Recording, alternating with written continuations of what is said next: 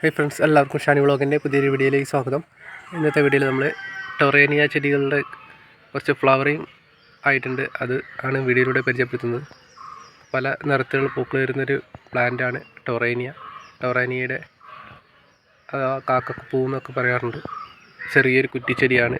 അതേപോലെ പെട്ടെന്ന് തന്നെ വളർന്നു വന്ന് നിറയെ പൂക്കൾ തരുന്നൊരു വെറൈറ്റിയാണ്. ചെറിയൊരു കെയറിങ് മാത്രം കൊടുത്താൽ മതി. അതുകൂടാതെ നിറയെ തൈകളൊക്കെ പെട്ടെന്ന് തന്നെ നമുക്ക് വളർത്തിയെടുക്കാനും സാധിക്കും. ഈ ചെടിയുടെ മറ്റൊരു പ്രത്യേകത, ഇതിൻ്റെ പൂക്കൾ പല വെറൈറ്റികളിലായിട്ട് പല നിറത്തിലുള്ള പൂക്കളുണ്ട്. ഇതിൻ്റെ വിത്തുകൾ മുളച്ച് പുതിയതായിട്ട് വരുന്ന തൈകളിൽ പൂക്കൾ വ്യത്യസ്തമായ നിറത്തിലായിരിക്കും.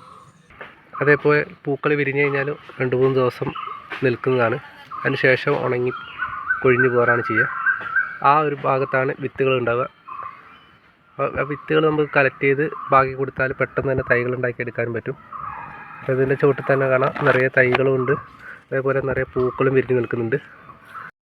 ഈ ഒരു ചെടി തൈയിൽ പൂക്കൾ വിരിഞ്ഞ് വരുന്നതേ ഉള്ളൂ. അതൊരു മറ്റൊരു വെറൈറ്റി കളറാണ്. ഇത് നമുക്ക് ചെറിയ ചട്ടികളിലും ഗ്രോ ബാഗിലും നിലത്തൊക്കെ വെച്ചെടുക്കാൻ പറ്റുന്ന ചെടികളാണ്. ടൊറേനിയയുടെ ചെറിയൊരു തൈയാണ്. ചെറിയൊരു പോട്ടിൽ 2 തൈകൾ. ഇതാണ് നമ്മുടെ മൂപ്പത്തിയ ടൊറേനിയയുടെ വിത്തുകൾ.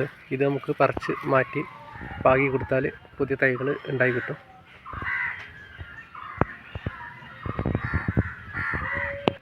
വീഡിയോ അവസാനിപ്പിക്കുകയാണ്. ഇഷ്ടമായി ലൈക്ക് ചെയ്യാൻ മറക്കരുത്. മറ്റൊരു വീഡിയോയിൽ കാണുന്നവരെ എല്ലാവർക്കും ബൈ ബൈ.